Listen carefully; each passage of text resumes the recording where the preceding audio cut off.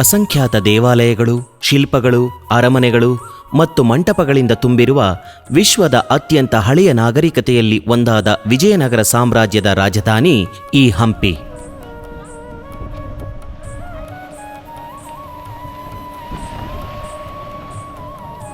ಕಲ್ಲುಗಳಿಂದ ಕೆತ್ತಲ್ಪಟ್ಟಿರುವ ಅನೇಕ ಚಿತ್ರಕಲೆಗಳು, ಶಿಲ್ಪಗಳನ್ನು ಒಳಗೊಂಡಿದೆ ಈ ಹಂಪಿ. ಕಲ್ಲುಗಳಲ್ಲೇ ಕಥೆಯನ್ನು ಹೇಳುವ ಹಂಪಿ ತನ್ನ ಶಿಲ್ಪಕಲೆಯ ಸೌಂದರ್ಯದಿಂದ ಪ್ರವಾಸಿಗರನ್ನು ಕೈಬೀಸಿ ಕರೆಯುತ್ತದೆ. ಕಲ್ಲುಗಳಿಂದಲೇ ಸಂಗೀತವನ್ನು ಹೊಮ್ಮಿಸುವ ಕಂಬಗಳು ಮತ್ತು ದೇವಾಲಯಗಳು ಹಾಗೂ ಅನೇಕ ಪ್ರೇಕ್ಷಣೀಯ ಸ್ಥಳಗಳನ್ನು ಹಂಪಿ ಹೊಂದಿದೆ. ಹಂಪಿಯಲ್ಲಿ ನೂರಾರು ಸ್ಮಾರಕಗಳ ಪೈಕಿ ಅತಿ ಹೆಚ್ಚು ಪ್ರವಾಸಿಗರು ಭೇಟಿ ನೀಡುವ ಸ್ಮಾರಕವಾಗಿದೆ ವಿಠಲ ದೇವಾಲಯ. ತುಂಗಭದ್ರಾ ನದಿಯ ಪಕ್ಕದಲ್ಲಿರುವ ಈ ದೇವಾಲಯವು ಸಂಗೀತವನ್ನು ಸೂಸುವ 1000 ಕಲ್ಲಿನ ಮಂಟಪಗಳು ಇಲ್ಲಿದೆ. ದೇವಸ್ಥಾನಕ್ಕೆ ಹೋಗುವ ದಾರಿಯಲ್ಲಿ ಪಾಳು ಬಿದ್ದ ದೇವಾಲಯಗಳು, ಪುಷ್ಕರಣಿಗಳನ್ನು ನಾವು ಕಾಣಬಹುದು. ಹಳೆಯ ಕಾಲದಲ್ಲಿ ನಡೆದ ಯುದ್ಧಗಳು ಮರಳಿ ಬಾರದ ಸ್ಥಿತಿಗೆ ಈ ಸಾಮ್ರಾಜ್ಯವನ್ನು ನಾಶ ಮಾಡಿದವು ಎಂಬುದನ್ನು ಇವು ನಮಗೆ ನೆನಪು ಮಾಡುತ್ತವೆ. ಇವೆಲ್ಲ ಸುಂದರ ದೃಶ್ಯಗಳಾಗಿದ್ದರೂ ನೋಡುವಾಗ ನೋವಾಗುತ್ತದೆ. ಆದರೂ ಇಲ್ಲಿ ಸುಂದರವಾದ ಕಲ್ಲಿನಲ್ಲಿ ಕೆತ್ತಲಾಗಿರುವ ಅನೇಕ ದೇವಾಲಯಗಳನ್ನು ನಾವು ಕಾಣಬಹುದು.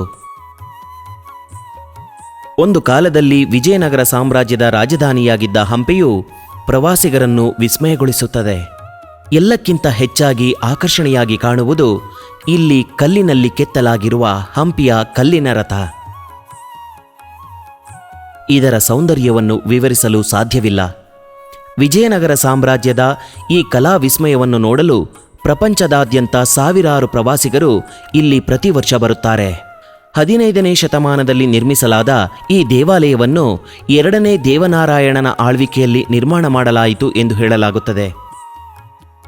ವಿಜಯನಗರ ಸಾಮ್ರಾಜ್ಯದ ಪ್ರಬಲ ದೊರೆಯಾದ ಶ್ರೀಕೃಷ್ಣದೇವರಾಯನ ಕಾಲದಲ್ಲಿ ಈ ದೇವಾಲಯವನ್ನು ಇನ್ನೂ ಸುಂದರಗೊಳಿಸಲಾಯಿತು ಎಂದು ಇತಿಹಾಸ ಹೇಳುತ್ತದೆ.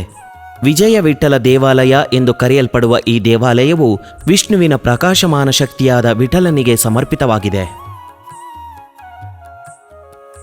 ಭಕ್ತಿ ವೈಭವದ ವರ್ಣಿಸಲಾಗದ ಭಾವವಿದೆ ಇಲ್ಲಿ. ಹಂಪಿಯಲ್ಲಿ ಇರುವ ದೇವಾಲಯಗಳು ಮತ್ತು ಸ್ಮಾರಕಗಳ ಪೈಕಿ ಅತ್ಯಂತ ಸುಂದರ ಮತ್ತು ಜನಾಕರ್ಷಕವಾಗಿದೆ ಇದು.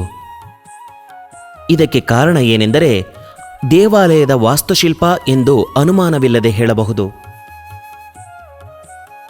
ವಾಸ್ತುಶಿಲ್ಪದ ಸಾಮರ್ಥ್ಯವನ್ನು ಇಷ್ಟು ಪ್ರಮಾಣದಲ್ಲಿ ಬಳಸಿಕೊಂಡ ಮತ್ತೊಂದು ದೇವಸ್ಥಾನವನ್ನು ನೋಡಲಾಗುವುದಿಲ್ಲ.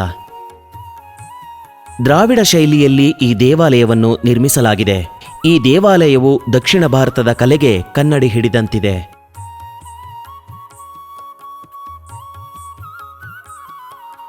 ಮುಖ್ಯ ದೇಗುಲದ ಪಕ್ಕದಲ್ಲಿ 2 ಮಂಟಪಗಳಿವೆ. ಇಲ್ಲಿ ತೆರೆದಿರುವ ಮಂಟಪವನ್ನು 1554ರಲ್ಲಿ ನಿರ್ಮಿಸಲಾಗಿದೆ ಎಂದು ನಂಬಲಾಗಿದೆ.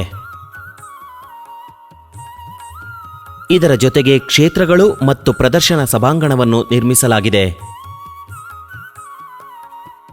ದೇವಿ ದೇವಸ್ಥಾನದಲ್ಲಿ ಮಹಾಮಂಟಪ, ರಾಗಮಂಟಪ, ಕಲ್ಯಾಣ ಮಂಟಪ, ಉತ್ಸವ ಮಂಟಪ ಎಂಬ ಕಲ್ಲಿನಲ್ಲಿ ಕೆತ್ತಲಾದ ಅನೇಕ ಮಂಟಪಗಳನ್ನು ನಾವಿಲ್ಲಿ ಕಾಣಬಹುದು. ಕಲ್ಲಿನಿಂದ ಮಾಡಿದ ರಥವು ಅದರ ನಿರ್ಮಾಣ ಶೈಲಿ ಮತ್ತು ಅದರ ದೃಶ್ಯ ಸೌಂದರ್ಯಕ್ಕಾಗಿ ನಮ್ಮನ್ನು ಮನಸೂರೆಗೊಳ್ಳುತ್ತದೆ.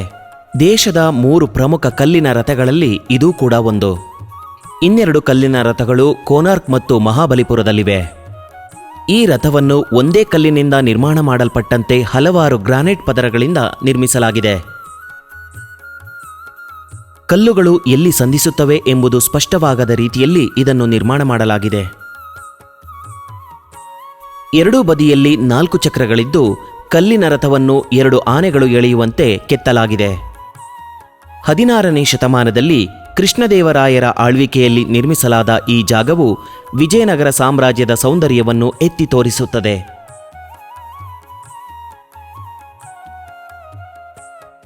ಹೊಸ 50 ರೂಪಾಯಿಯ ನೋಟಿನ ಮೇಲೆ ಇದೇ ಕೆತ್ತನೆಯ ಚಿತ್ರವಿದೆ ಎಂದು ತಿಳಿದಾಗ ಈ ಮಹಾಸೃಷ್ಟಿಯ ವೈಭವವು ಬಹಿರಂಗಗೊಳ್ಳುತ್ತದೆ.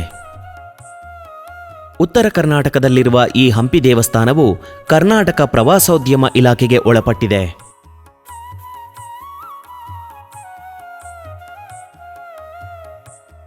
ದೇವರಾಯ ವಂಶಸ್ಥರು ಒಡಿಶಾವನ್ನು ವಶಪಡಿಸಿಕೊಂಡ ನೆನಪಿಗಾಗಿ ಈ ಕ್ಷೇತ್ರದ ಪೂರ್ವ ಭಾಗದಲ್ಲಿ ಇದನ್ನು ನಿರ್ಮಾಣ ಮಾಡಲಾಯಿತು ಎಂದು ಹೇಳಲಾಗುತ್ತದೆ. ವಿಠಲದೇವನ ವಾಹನವಾದ ಗರುಡನ ಒಂದು ಸಣ್ಣ ದೇವಾಲಯವನ್ನು ಇಲ್ಲಿ ನಿರ್ಮಿಸಲಾಗಿದೆ. ಸೊಂಟಕ್ಕೆ ಕೈ ಇಟ್ಟು ನಿಂತಿರುವ ಬಾಲವಿಷ್ಣುವಿನ ವಿಗ್ರಹವನ್ನು ನಾವಿಲ್ಲಿ ಕಾಣಬಹುದು. ಆರ್ಕಿಯಾಲಜಿಕಲ್ ಸರ್ವೆ ಆಫ್ ಇಂಡಿಯಾದವರು ಸಂರಕ್ಷಣೆ ಮಾಡಿರುವ ಈ ತಾಣವು ಹಂಪಿಯಲ್ಲಿ ಭೇಟಿ ನೀಡುವವರಿಗೆ ಬಹುಮುಖ್ಯ ಆಕರ್ಷಣೆಯಾಗಿದೆ. ವಿಜಯ ವಿಠಲ ದೇವಸ್ಥಾನ ಎಲ್ಲರ ಮನಗೆಲ್ಲುತ್ತದೆ ಎನ್ನುವುದು ಖಚಿತ. ಹಂಪಿಗೆ ಭೇಟಿ ನೀಡುವವರು ಇಲ್ಲಿಗೆ ತಪ್ಪದೆ ಭೇಟಿ ಕೊಡಲೇಬೇಕು. ಇದು ಶಿಲ್ಪಕಲಾ ಚಾತುರ್ಯಕ್ಕೆ ಹಿಡಿದ ಕೈಗನ್ನಡಿಯಾಗಿದೆ.